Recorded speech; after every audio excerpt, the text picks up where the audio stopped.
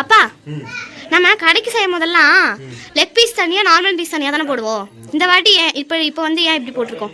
என்னன்னா இப்போ லெக் பீஸும் பாடி பீஸும் ஒரே அளவுல நாம வெட்டிருந்தோம் அப்படின்னா பாடி பீஸ் வந்து வேற டைம் எடுக்கும், லெக் பீஸ் சீக்கிரம் வந்துடும். ரெண்டையும் ஒன்னா போடும்போது லெக் பீஸ் தம் உடைக்கும் போது உடஞ்சு வரும். இப்போ நம்ம என்ன பண்ணிருக்கோம் பாத்தீங்கன்னா பாடி பீஸ் எல்லாம் வந்து சின்ன சின்ன பீஸா போட்டிருக்கோம், லெக் பீஸை பெருசா போட்டிருக்கோம். அதாவது பாடி பீஸ் 50 கிராம்ஸ் போட்டிருக்கோம், 50 கிராம்ல போட்டிருக்கோம், லெக் பீஸ் வந்து 100-120 கிராம் போட்டிருக்கோம். அப்போ ரெண்டும் வேகிறதுக்கு வந்து ஒரே டைம்ல எடுத்துக்கும், அதனால ஒன்றும் பிரச்சனை இல்லை. அது மட்டும் இல்லாமல் நம்ம வீட்டில் தான் சாப்பிட போறோம், கறி உடைஞ்சா ஒன்றும் பிரச்சனை இல்லை. வியாபாரத்துக்கு பண்ணும்போது கறியை உடைக்காம எடுத்தாதான் நமக்கு அது ஒரு போர்ஷன் வரும், நமக்கு அதுக்கு முன்னாடி காசு கிடைக்கும். அதனால தான் இருக்கு வரும். புரியுதா? சரிப்பா, புரிஞ்சிச்சு.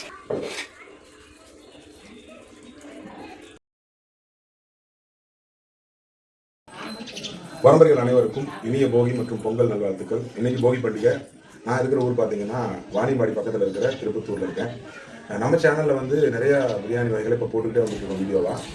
இன்னைக்கு நான் ஸ்பெஷலாக உங்களுக்கு காமிக்கணும்னு நினச்ச ஒரு பிரியாணி வீட்டுக்கு சும்மா சமைச்சேன்.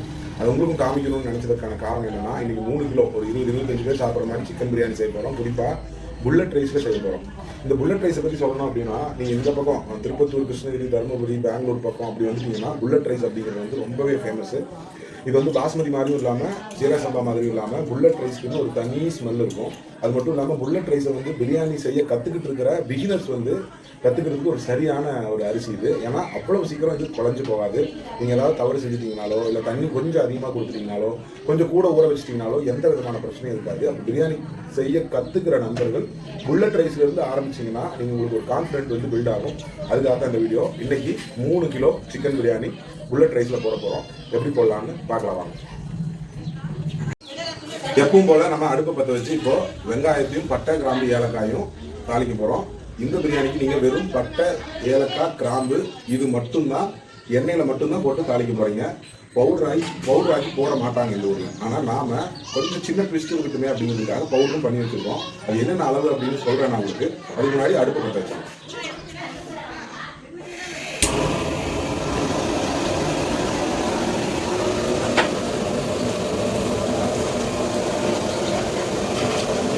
நம்ம அடுப்பை பற்ற வச்சாச்சு.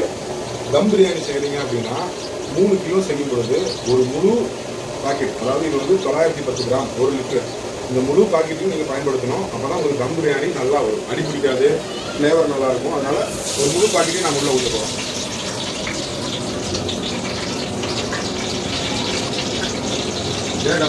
இப்போ முதல் தாளிப்பா நம்ம என்ன எடுத்து வச்சுக்கணும்னு பார்த்தீங்கன்னா, தோலை உரிச்சு வெட்டினதுக்கு அப்புறம் 1 கிலோ வெங்காயம் இருக்கு. சரிங்களா? அது இல்லாமல் 3 to 5 கிராம் பட்டை இருக்கு, 3 கிராம் ஏலக்காய் இருக்கு, 3 கிராம் கிராம்பு இருக்கு. இவ்வளவுதான் இந்த பகுதியில் போடுவாங்க. ரொம்ப சட்டிலா இருக்கும், பிராண்டா இருக்கும், ஆனால் டேஸ்டா இருக்கும். இந்த வெங்காயத்திலே பார்த்தீங்கன்னா ஃபர்ஸ்ட் நான் உள்ள போடுறேன். இந்த பட்டை, கிராம்பு, ஏலக்காய் போடும்போது கொஞ்சம் வெங்காயத்தையும் சேர்த்து உள்ள போட்டீங்கன்னா அது அவ்வளோ சீக்கிரம் கருகாது. நீங்க ரொம்ப பார்த்துட்டே இருக்கணுங்கிற அவசியம் இல்லை. மறுநாட்டில் விட்டுட்டீங்கன்னா கூட அது கறிக்கு போகாது. அதனால சேர்த்து போடுறோம். இப்போ இந்த வெங்காயத்துல 1 கிலோ வெங்காயம் இருக்கு, பெரிய வெங்காயம். இதை நம்ம முழுசா போட போறதில்லை.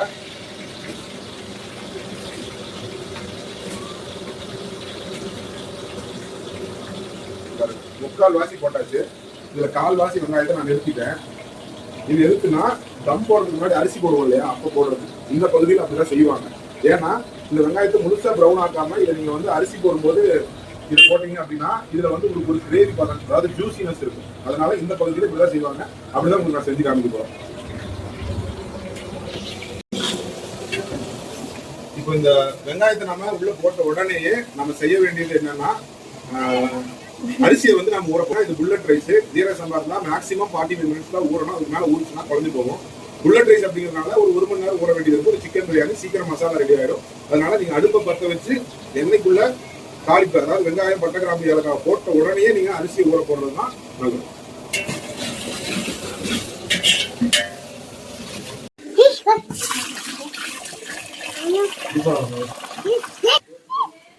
இப்போ இதை நீங்க என்ன பண்ணணும் அப்படின்னா, 2 கழனி தண்ணியை கலந்து அந்த அழுக்கு தண்ணியை வெளியே ஊற்றிடணும். 2 தண்ணியை மாற்றி 3வது தண்ணி ஊற்றி அதை ஊற வைக்க போகிறோம். ஏன் அப்படி பண்ணணும் அப்படின்னா, இது மேலே இருக்கிற அந்த ஸ்டார்ச் எல்லாம் முழுசாக எடுத்துட்டீங்கன்னா தான் இது வந்து நீங்கள் போடுற அந்த பிரியாணி ஃப்ளேவரை நல்லா உறிஞ்சி உங்களுக்கு நல்ல பிரியாணி கிடைக்கும். அது மட்டும் இல்லாமல் அந்த கஞ்சி கோத்த மாதிரி சிலருக்கு பிரியாணி வரும், கஞ்சி மாதிரி இருக்கும் இல்லையா, அது வராமல் இருக்கும். 2வது தண்ணி ஊற்றிட்டு 3வது தண்ணி ஊற்றி வச்சிடறேன். அது உங்களுக்கு வீடியோ நான் காமிக்க போகிறதில்ல. இப்போ வந்து நமக்கு வெங்காயம் வந்து ப்ரௌன் ஆகிட்டே வருது. ப்ரௌன் ஆகும்போதே பார்த்தீங்கன்னா இப்போ நீங்கள் ஒரு 2 கிலோக்கு மேலே செய்றீங்க அப்படிங்கும்போது கொஞ்சம் அந்த மசாலாவெல்லாம் அசம்பிள் பண்ணி வச்சுக்கிறது நல்லது. இப்போ நான் வந்து இதில் இஞ்சி பூண்டு அரைச்சி வச்சிருக்கேன். இது எவ்வளோ அளவுன்னு நான் சொல்கிறேன் உங்களுக்கு. இதுக்குள்ளே நீங்கள் வந்து 3 கிலோவுக்கான மிளகாத்தூளை போடுறீங்க. 1 கிலோவுக்கு நீங்கள் இந்த அளவு மிளகாத்தூள் போட்டிங்கன்னா கரெக்டாக இருக்கும். நீங்கள் காரம் சாப்பிட்றது கம்மியாக இருந்துச்சு அப்படின்னா இதை விட கொஞ்சம் கம்மியாக போட்டுக்கோங்க. நான் 3 கிலோவுக்கு 3 ஸ்பூன் போட போகிறேன். இதில் போட்டேன். இப்போ என்னன்னா இதில் வந்து ப்ரௌன் ஆகும்போது இந்த கண்டிஷனில் ப்ரௌன் ஆகுதுங்க. ஸோ இந்த கண்டிஷனில் ப்ரௌன் ஆகணும். ரொம்பவே ப்ரௌன் ஆக்கிடக்கூடாது. இது கோல்டன் ப்ரௌன் சொல்லுவோம் இல்லையா, அது. இப்போ இந்த லெவலுக்கு வந்த உடனே இதில் வந்து 1 கிலோவுக்கு 130 கிராம் பூண்டு, இப்போ 100 கிராம் கூட போட்டுக்கலாம். இஞ்சி வந்து 100 கிராம், அந்த மாதிரி 3 கிலோவுக்கு கணக்கு பண்ணி எடுத்து வச்சுக்கிறேன். அதோட சேர்த்து இந்த மிளகாய்த்தூள். இந்த மிளகாய்த்தூள் உள்ளே போட்டிங்கன்னா இதுக்கான கலர் இதுலேயே வந்துடும். நீங்கள் எந்த விதமான அடிஷ்னல் கலரும் சேர்க்கவே தேவையில்லை, உள்ளே போட்டுடலாம். இதில் ஒரு விஷயம் என்னன்னா இந்த பகுதியில், அதாவது நார்த் தமிழ்நாடு பகுதியில் பார்த்தீங்கன்னா பூண்டு கம்மியாக தான் சேர்ப்பாங்க. 1 கிலோ பிரியாணிக்கு 50 கிராம் பூண்டு தான் சேர்ப்பாங்க. இஞ்சி தான் 100 கிராம் சேர்ப்பாங்க. ஆனால் நாம வந்து பூண்டு ஜாஸ்தி சாப்பிட்டு பழகினதுனால நம்ம இப்போ வந்து 100லேருந்து 120 கிராம் போடுறோம். நான் சொல்றது எல்லாமே நான் எதை சொன்னாலும் தோலை உரிச்சு சுத்தம் செஞ்சு அரைச்சதுக்கு அப்புறம் தான் சொல்றேன். தோலை உரிக்கிறதுக்கு முன்னாடி இருக்கிற அளவு இல்லை. நல்லா ஞாபகம் வச்சுக்கோங்க. எப்படி சொல்றேன்னா இஞ்சி உள்ள போட்டீங்கன்னாவே பூண்டு பிரச்சனை இல்லை. இஞ்சி உள்ள போட்டீங்கன்னாவே அடுப்பை கம்மி பண்ணிக்கோங்க. இல்லைன்னா பக்கத்துலேயே இருங்க. அடிப்பிடிக்க ஆரம்பிக்கும் பாருங்க, லைட்டாக அடிப்பிடிக்க ஆரம்பிக்கும் பாருங்க. நம்ம அடுப்பை கொஞ்சம் கம்மி பண்ணிக்கலாம்.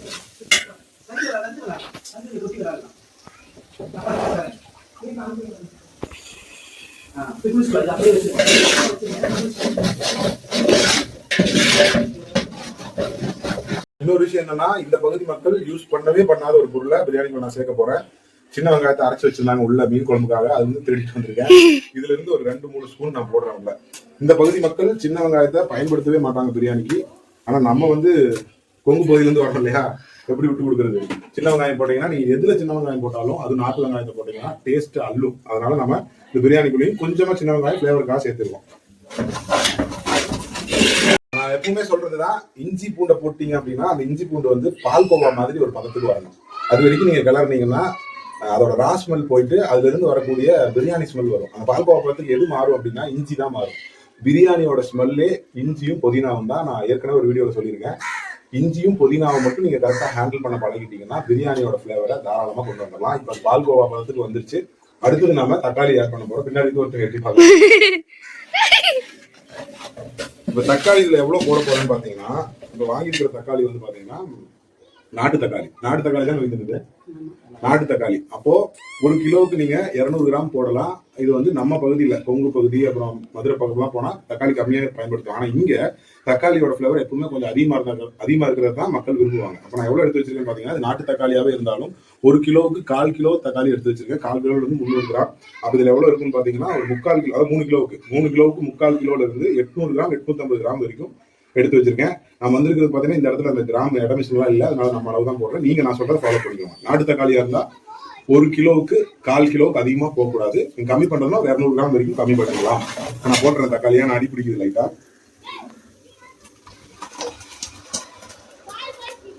எதுக்கும் கொஞ்சம் கம்மி வச்சிருது என்னோட பழக்கம். ஏன்னா எதை போட்டாலும், சக்கரை போட்டாலும் சரி, உப்பு போட்டாலும் சரி, மிளகாய் தூள் போட்டாலும் எது போட்டாலும் அதை நான் கொஞ்சம் நிறுத்திடுவேன். அது என்னோட சாட்டிஸ்ஃபேக்ஷனுக்காக. நீங்க தக்காளி போட்ட உடனே ஃப்ளேமை வந்து கொஞ்சமா நீங்க ஹை வச்சுக்கலாம். கொஞ்சமா தான், அதிகமா இல்ல. தக்காளி போட்ட கையோடய நம்ம என்ன போடலாம் அப்படின்னா கொத்தமல்லி புதினா போட்டுருவோம். சரிங்களா? இதே நம்ம முதல்ல போடல அப்படின்னா இந்த பகுதியில வெங்காயம் வந்து கோல்டன் ப்ரௌன் ஆன உடனே கொத்தமல்லி போடுவாங்க. நம்ம மெத்தட்லேயே செய்யறோம். ஏன்னா இந்த கொத்தமல்லியிலிருந்து லைட்டா ஒரு கசப்பு கலந்த புளிப்பு சுவை வரும். அதை நீங்க தக்காளி போட்டீங்கன்னா அதுவும் இதுவும் பேலன்ஸ் ஆயிடும். பெருசா காரணம் இல்லை, இந்த ஃபிளேவர் எங்களுக்கு பிடிக்கும், அதனால இதை போடுறோம். எவ்வளவு போடுறோம்னு பாத்தீங்கன்னா புதினாவும் கொத்தமல்லியும் சேர்ந்து பாருங்க போடும்போது இந்த மாதிரி புல் இருக்கும்ல, இதை பார்த்துக்கோங்க. மேபி இது கொஞ்சம் அதிகமா போனாலும் பிரியாணி கசப்பு வர்றதுக்கு காரணமாகும், அதை பார்த்துக்கணும். நான் போடுறது கொத்தமல்லியும் புதினாவும் சேர்த்து இது வந்து 2 கிலோவுக்கு. அடுத்தது அதுல பாதி 1 கிலோவுக்கு போடுவேன். சரிங்களா? அவ்வளவுதான். இதை வந்து வேணும்னா நம்ம தம் போடும்போது அரிசிக்கு மேல வந்து நம்ம இதை ஸ்ப்ரெட் பண்ணி விட்டுக்கலாம். இப்போ பார்த்தீங்கன்னா நம்ம கொஞ்சம் ஃப்ளேம் ஹை வச்சிருக்கிறதால தக்காளி போட்டதுக்கு அப்புறம் கூட லைட்டாக அடிச்சிருக்கிற மாதிரி தெரியுது. அப்போ உடனே நம்ம தயிர் ஊற்றிடலாம். தயிர் எவ்வளோ அப்படின்னா இந்த பகுதியில் தயிர் வந்து 1 கிலோவுக்கு 200 கிராம் ஊற்றுவாங்க. இது வந்து 400 கிராம். சரிங்களா? இதை நான் ஃபஸ்ட்டு ஊற்றிடுறேன், அடிப்பிடிக்கிற மாதிரி இருக்கு. 1 கிலோவுக்கு 200 கிராம் ஊற்றுவாங்க. நாம் இதில் வந்து 3 கிலோ செய்கிறதால 600 கிராம் ஊற்றணும். இப்போ நம்ம வந்து 400 கிராம் ஊற்றிருக்கோம். லைட்டாக கலந்து ஊற்றுவோம், அடிப்பிடிக்கிறோம். சரிங்களா? ஊற்றிட்டு இதில் இருக்கிற 400 கிராம் பாக்கெட் இருக்கு இல்லையா, இதில் வந்து நம்ம பாதி ஊற்றலாம். சரிங்களா? அப்போ ஒரு கணக்கு எவ்வளோ வரும்னு பார்த்தீங்கன்னா 600 கிராம் வந்துடும். அவ்வளோதான். இதில் பாதி நிறுத்திட்டு இருந்தாங்க.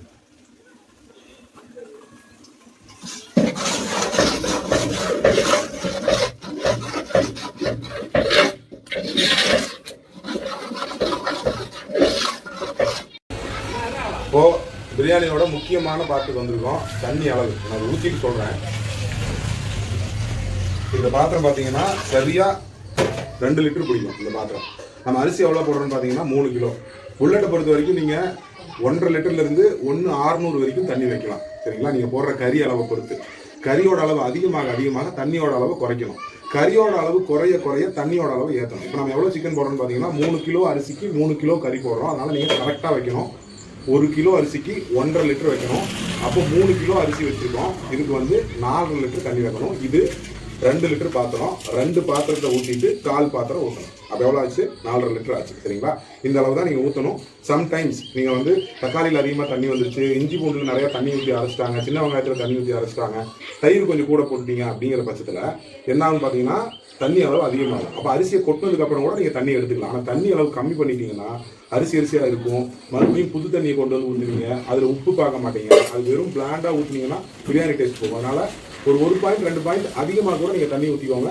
அரிசி அளவை பார்த்துட்டு தண்ணியை கூட நம்ம எடுத்து வச்சுக்கலாம். சரியா? இது எந்த அரிசியாக இருந்தாலும் பரவாயில்ல. தம் பிரியாணியில், வடி பிரியாணி சொல்லல, தம் பிரியாணி.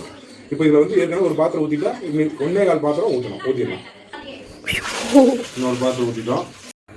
இப்போ நம்ம எப்போ எதை சமைச்சாலும் உப்பை வந்து கடைசியாக தான் போடுவோம். காரணம் என்னன்னா, நீங்கள் எதை சமைச்சிங்கனாலும் உப்பை வந்து முதல்ல போட்டிங்கன்னா அது வேகிறதுக்கு கொஞ்சம் நேரம் எடுக்கும். சரிங்களா? இப்போ நம்ம எல்லா தண்ணியெல்லாம் ஊற்றியாச்சு. இதுக்கான உப்பு போட்டோம்னா எவ்வளோ போடுறோன்னு காமிக்கிறேன் பாருங்க. இப்போ இந்த ஸ்பூனில் இருக்கிற உப்போட அளவு 25லேருந்து 30 கிராம் இருக்கும். நம்ம தம் பிரியாணிக்கு எப்பவுமே 1 கிலோ அரிசிக்கு 40 கிராம் உப்பு போடணும் தம் பிரியாணிக்கு. அப்போ இதில் வந்து 25லேருந்து 30 கிராம் இருக்கு இல்லையா, 3 கிலோ அரிசிக்கு 120 கிராம் உப்பு போடணும். நான் சொல்றது டாடா சால்ட், கிறிஸ்டல் சால்ட்டாக இருந்தால். வேற சால்ட்டாக இருந்தால் இன்னும் கொஞ்சம் கூட போடணும். 40 கிராம்ங்கிறது 42, 43 கிராம் போட வேண்டியது.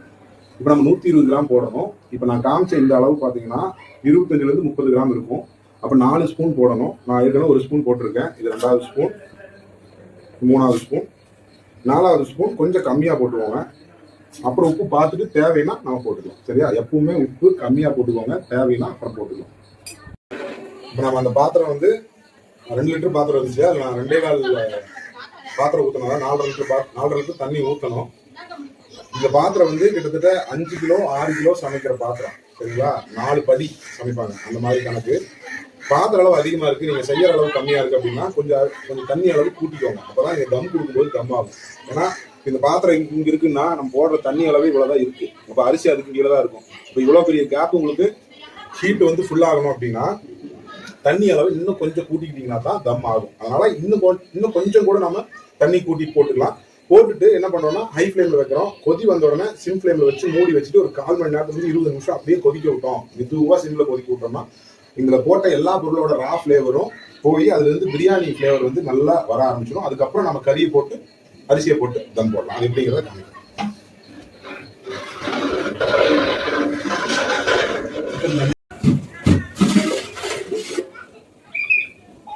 இப்போ பார்த்தீங்கன்னா உங்களுக்கு நல்லா கொதி வந்துருச்சு. இப்போ என்ன பண்ணலாம் அப்படின்னா ஒரு கிளறி விட்டுட்டு ஃப்ளேமை சிம்மில் வச்சிடலாம். ஃப்ளேமை எவ்வளோ சிம்மில் வைக்க முடியுமோ அவ்வளோ சிம்மில் வச்சிடலாம்.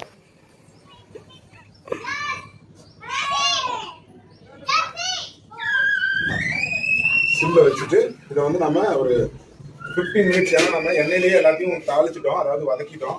அதுலேயே வந்து ஒரு 60-70% ராஸ்மல் போயிருக்கும்.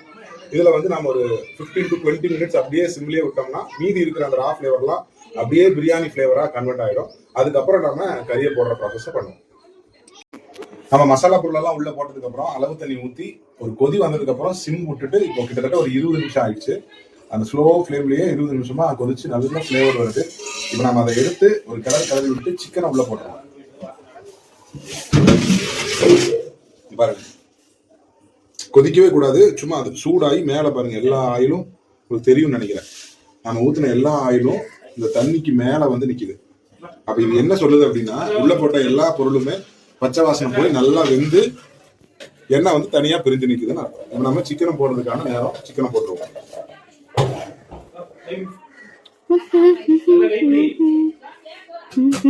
சிக்கன் வந்து 50 கிராம் பீஸ் போட்டுருக்கோம். சரிங்களா, 40ல இருந்து 50 கிராம். நம்ம வீட்டுக்கு தானே சாப்பிடுறோம், அதனால சின்னதா போட்டிருக்கோம். இந்த சிக்கன் நம்ம கழுவி வச்சிருக்கோம், உள்ள தண்ணி இருக்குது, அதனால ஒவ்வொரு பீஸா கையில எடுத்து போட்டுடலாம். கையை நான் நல்லா வாஷ் பண்ணிட்டேன்.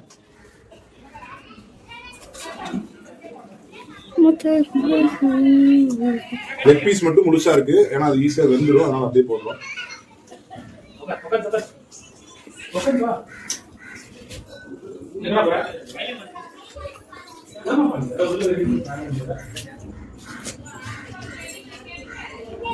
கட் பண்ணிக்க போ. அப்பா, நம்ம கடைக்கு செய்யும் போதெல்லாம் லெக் பீஸ் தனியா நார்மல் பீஸ் தனியா தானே போடுவோம். இந்த வாட்டி இப்போ வந்து ஏன் இப்படி போட்டிருக்கோம்? ஆக்சுவலா என்னன்னா, இப்போ லெக் பீஸும் பாடி பீஸும் ஒரே அளவுல நம்ம வெட்டிருந்தோம் அப்படின்னா பாடி பீஸ் வந்து வேற டைம் எடுக்கும், லெக் பீஸ் சீக்கிரம் வந்துடும். ரெண்டையும் ஒன்னா போடும்போது லெக் பீஸ் தம் உடைக்கும் போது உடஞ்சு வரும். இப்போ நம்ம என்ன பண்ணிருக்கோம் பாத்தீங்கன்னா, பாடி பீஸ் எல்லாம் வந்து சின்ன சின்ன பீஸா போட்டிருக்கோம், லெக் பீஸை பெருசா போட்டிருக்கோம். அதாவது பாடி பீஸ் 50 கிராம்ஸ் போட்டிருக்கோம், 50 கிராம்ல போட்டிருக்கோம். லெக் பீஸ் வந்து 100-120 கிராம் போட்டிருக்கோம். அப்போ ரெண்டும் வேகிறதுக்கு வந்து ஒரே டைம்ல எடுத்துக்கும், அதனால ஒன்றும் பிரச்சனை இல்லை. அது மட்டும் இல்லாமல் நம்ம வீட்டில் தான் சாப்பிட போறோம், கறி உடைஞ்சா ஒன்றும் பிரச்சனை இல்லை. வியாபாரத்துக்கு பண்ணும்போது கறியை உடைக்காம எடுத்தாதான் நமக்கு அது ஒரு போர்ஷன் வரும், நமக்கு அதுக்கு உண்டான காசு கிடைக்கும். அதனாலதான் அது வரும். புரியுதா?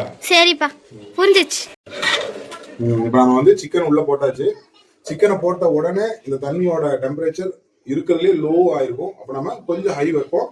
வச்ச உடனே ஒரே ஒரு கொதி தான் வரணும், விட்டுறக்கூடாது. ஒரே ஒரு கொதி தான் வரணும். கொதி வந்தோம்னா அரிசியை வடிச்சு உள்ள தம் போட வேண்டியதான். அது எப்படின்னு பாருங்க. நம்ம வந்து ஃப்ளேமை வந்து கொஞ்சம் ஹை வச்சிருவோம், கொஞ்சம் தான், ஜாஸ்தி வைக்கக்கூடாது. ஒரு கொதி வரட்டும், வந்த உடனே அரிசியை வடிச்சு உள்ள தம் போட வேண்டியதான்.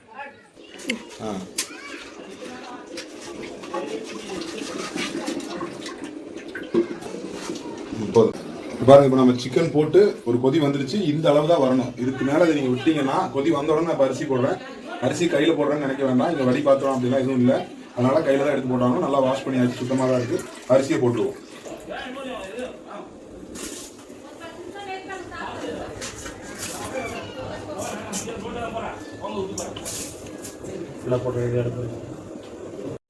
நம்ம அரிசி முழுக்க உள்ள போட்டாச்சு, முழுக்கல அரிசி உள்ள போட்டாச்சு. அரிசியை போட்டு ஒரு 30ல இருந்து 60 செகண்ட் கழிச்சு இதுல உப்பு பார்க்கணும். உப்பு, புளிப்பு, காரம் எப்படி இருக்குன்னு பாத்துட்டீங்கன்னா, இப்ப நீங்க உப்பு பாக்குறீங்க, கரெக்ட் பண்றீங்க அப்படின்னா, இப்ப பர்ஃபெக்டா இருந்துச்சுன்னா பிரியாணி பர்ஃபெக்டா இருக்கும். நமக்கு உப்பு பார்க்கணும். மேல இருக்கிற எண்ணெயை தள்ளி விட்டு தான் உப்பு பார்க்கணும். பாருங்க, வந்து பாருங்க, இங்க எண்ணெய் இருக்கா, இந்த எண்ணெயை அப்படியே எடுத்து உப்பு பார்த்துடக்கூடாது, உப்பு தெரியாது. நல்லா தள்ளி விட்டுட்டு இந்த வெள்ளை கலர்ல, அதாவது நல்லா லைட் கலர்ல வந்து பாருங்க தண்ணி, இந்த தண்ணியை எடுத்துதான் உப்பு பார்க்கணும். இப்ப இதுல பாத்தீங்கன்னா காரம் பர்ஃபெக்டா இருக்கு. உப்பும் புளிப்பும் மட்டும் கொஞ்சம் கம்மியா இருக்கு. உப்பு நம்ம கொஞ்சம் போட்டுருவோம், ஒரு ஸ்பூன் போட்டுருவோம். ஏன்னா நம்ம ஒரு ஸ்பூன் கம்மியா தான் போட்டுருவோம். லெமன் மட்டும் ஒரே ஒரு லெமன் உள்ள கொடுத்தோம்னா கரெக்டா இருக்கும். இப்போ நம்ம எடுத்து வச்ச அந்த பேலன்ஸ் பெரிய வெங்காயம் இருக்கு இல்லையா, இதை நாம உள்ள போட போறோம். எதுக்குன்னா இது ஒரு ஜூசினஸ் கொடுக்கும். இந்த பகுதியில் இருக்கிற மக்கள் இதை தான் செய்வாங்க, அதனால நாமளும் அதை போட போறோம். பாருங்க,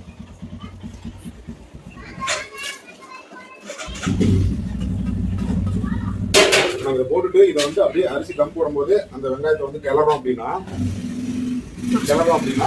இந்த வெங்காயம் அப்படியே சாஃப்ட் ஆகி ஒரு ஜூசினஸ் வந்து இந்த பிரியாணிக்கு கொடுக்கும். ஒரே ஒரு லெமன் மட்டும் போடுறோம், புளிப்பு கம்மியா இருக்கிறதால உள்ள போட்டுடலாம், அப்படியே புளிஞ்சு விட்டுறலாம்.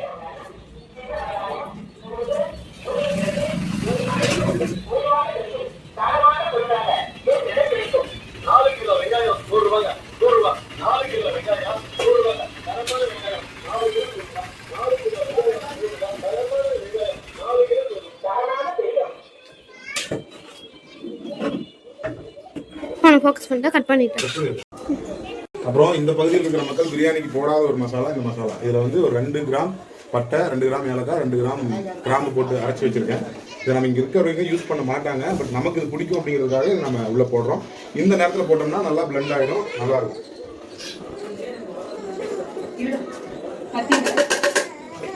இப்போ பார்த்தீங்கன்னா அந்த மசாலாவோட லெவலுக்கும் அரிசியோட லெவலுக்கும் கரெக்டாக வந்துருச்சு, ஈக்குவலாக இருக்கு. பாத்திரம் பெருசு அப்படிங்கிறதுனால நம்ம ட்ரை பண்ணாம தம் போடுறோம். அது இல்லாமல் மேலே வந்து நம்ம கங்கு கொடுக்க போறதுல வெயிட் தான் கொடுக்க போறோம். அதனால வந்து இந்த தம் போடுற முறையில வந்து அரிசிக்கும் மசாலாக்கும் வந்து பார்த்தீங்கன்னா தெரியும் லெவலா இருக்கும். சரிங்களா? ரொம்ப ட்ரை பண்ண மாட்டோம். இந்த மாதிரி போட்டு பண்ணோம்னா இது தம் பர்ஃபெக்டா ஆகும். நான் தம் உடைக்கும் போது உங்களுக்கு காமிக்கிறேன்.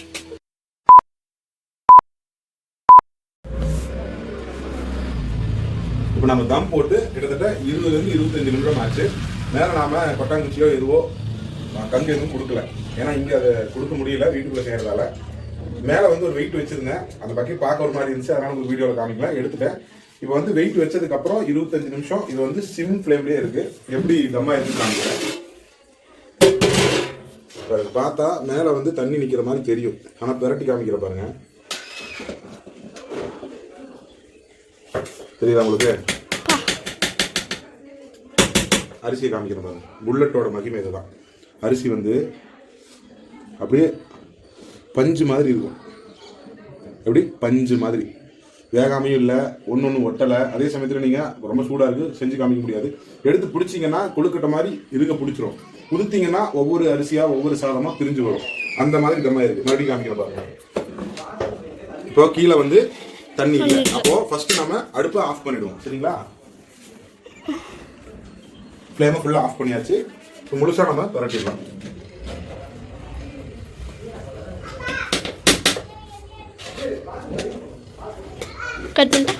ஓட்ட அப்படி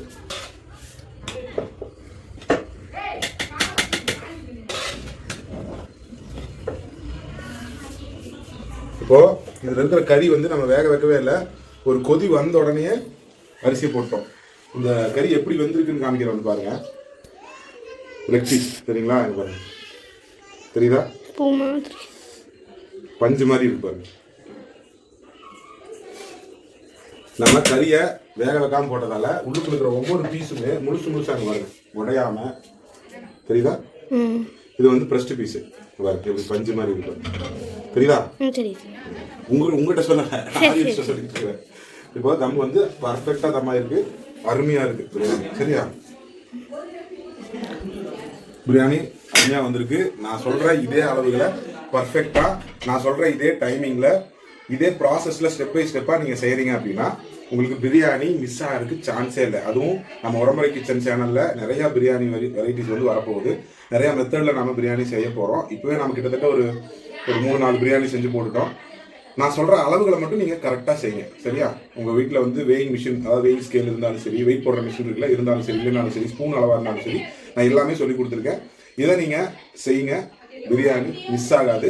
உங்க வீட்டில் நீங்க செஞ்சு கொடுத்தீங்கன்னா ரொம்ப சந்தோஷப்படுவாங்க. உங்க ரிலேஷன்ஸுக்கு செஞ்சு கொடுத்தீங்கன்னா உங்களை ரொம்ப பாராட்டுவாங்க.